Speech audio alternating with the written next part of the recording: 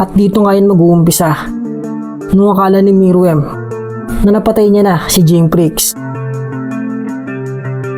Pero nagulat na nga lang siya dahil merong nagsalita at sabi niyan, masarap ba ang lasa ng ilosyan? Kaya si Meruem ay mas lalong nagalak dyan at lalo pa siyang natakam na makain ang alamat na hunter. Kaya dyan inilabas na ng Chimera King ang kanyang taglay na nen.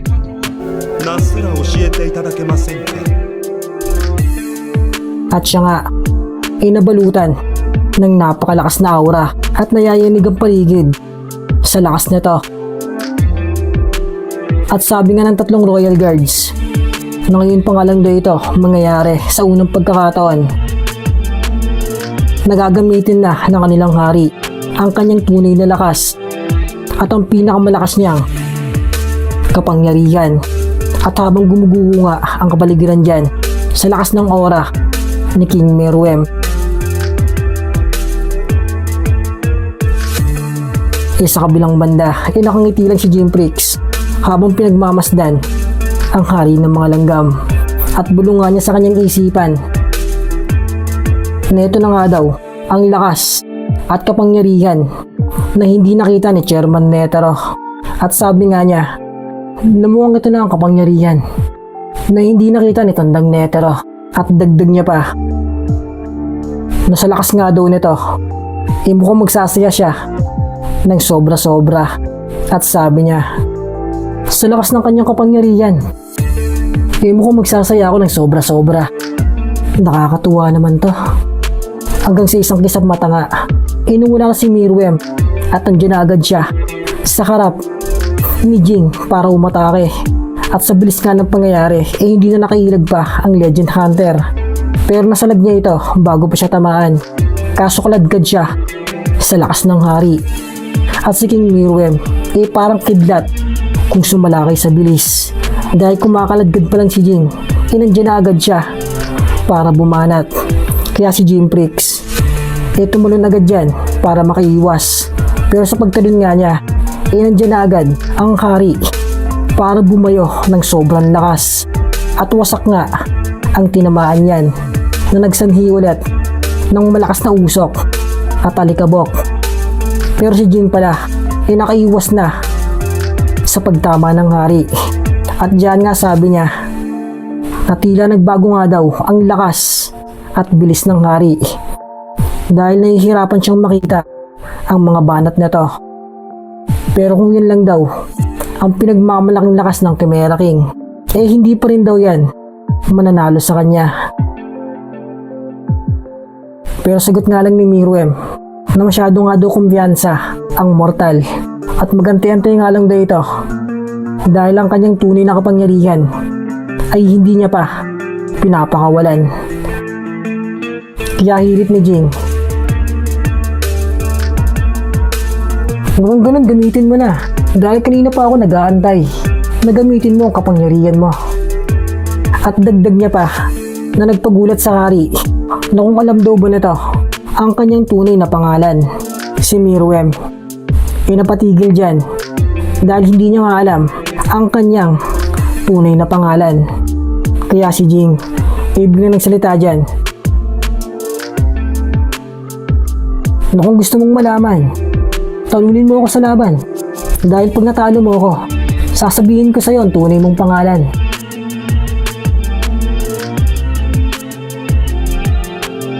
Si Meruem hindi na sumagot dyan at sumugod na lang siya ulit ng sobrang bilis para atakihin si Jingprix. At sa pag-atake nga niya nakangiti lang si Jing at sabi niya na mukhang gustong-gusto nga daw malaman ng hari ang kanyang tunay na pangalan. Kaya si Meruem medyo nanggigil dyan at muling umatake ng sobrang bilis. At dyan nga makikita na sobrang bibilis na galawan ang pinapakita ng dalawa na tila hindi na masundan ng mga mata ang kanilang sabayan. Hanggang muli silang nagsalpukan dyan ng sobrang lakas na atake. Kaya muling nawasak ang kanilang kapaligiran.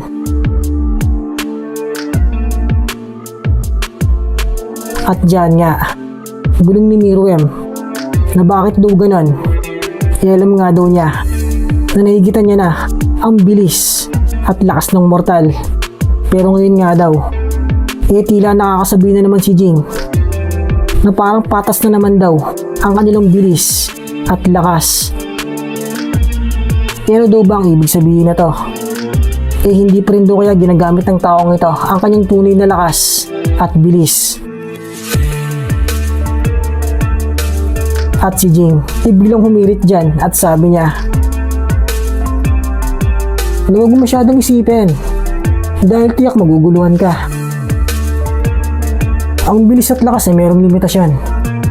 At ang kailangan mong gawin yung mismong limitasyon mo ang dapat mong higitan. At dagdag pa ni Jing na kung hindi mo lang sana pinatay ang iyong ina, tiyak na alam mo na sana ang sagot sa iyong mga katanungan. Si Meruem lalong napaisip dyan na bakit daw alam ng taong ito ang mga patungkol sa kanya. Kaya tanong niya, na sino ka ba talaga? Bakit alam mo ang mga patungkol sa akin? At sagot lang ng alamat na hunter na punong-puno ng misteryo ang ating mundong ginagalawan. May mga bagay na mahirap ipaliwanag pero madaling isipin. Pero ang sagot nga daw sa tanong ng hari ay oras at panahon. Pero ang sagot sa tanong mo ay oras at panahon. Si Meruem hindi ito naintindihan at huwag nga daw siyang paglolokohin ng mortal sa kanyang pinagsasabi. Hanggang nagbakawala ulit siya dyan ng malakas na rin.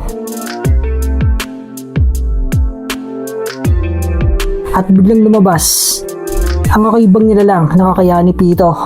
At hindi lang yan, dahil kahit ang kapangyarihan ni Pope taglay din ni Meruem at kanyang ginamit.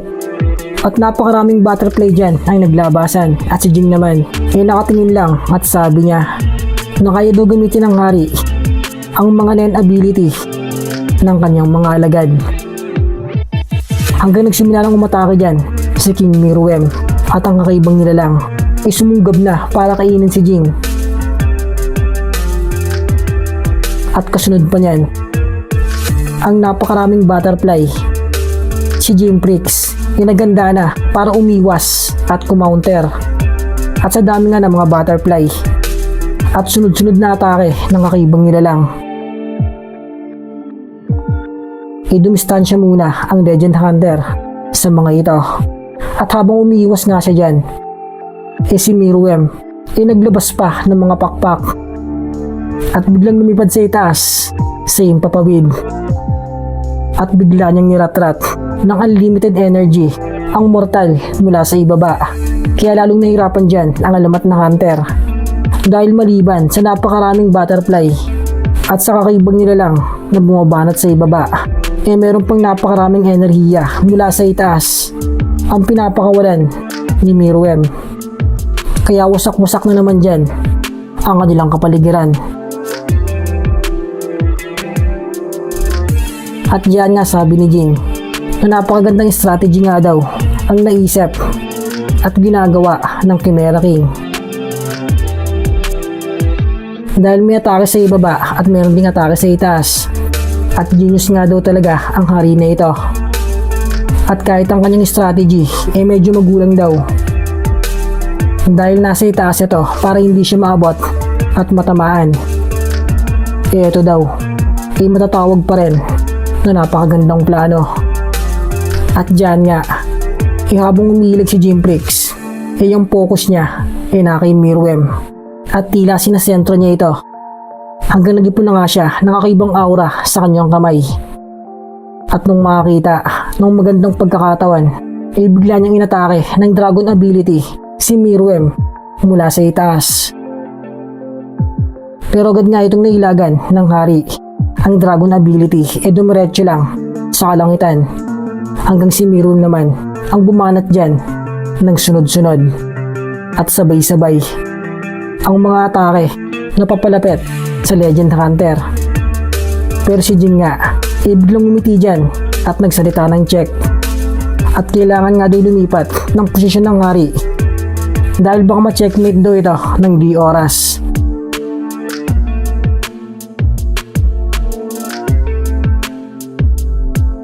At wala kang alam si Meruem na sa kanyang itaas pala meron ng napakalaking dragon energy ang papatama sa kanya. At tumama nga yan sa Chimera King nang walang pakundangan at nagdulot ulit dyan ng napakatinding pinsala. Pero dyan nga makikitang buhay pa rin ang hari ng mga langgam at nakatingin siya ng maigi sa Legend Hunter. At ngayon nga daw, inuunawaan niya na ang lahat. Yung natake nga daw siya ng mortal ng puunang dragon energy kanina, maaaring double purpose nga daw yun o mas maaaring sinadya yun ng mortal na may ilagan niya para ang enerhiya pumunta sa kalangitan. At dahil doon, makapag-produce ito ng mas malakas mga energy. At dagdag pa ni Meruem na ibang klase daw magplano at mag-isip ang taong ito. Hanggang ang Chimera King muli nang nag-ipon dyan ng mas malakas na enerhiya.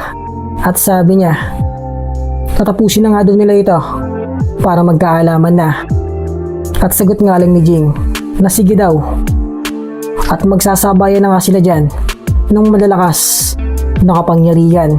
Si Meruem nagpakawala ng napakalakas na energy blast. At si Jing naman nagpakawala ng dragon ability. At sabayan sila dyan ng sobrang lakas.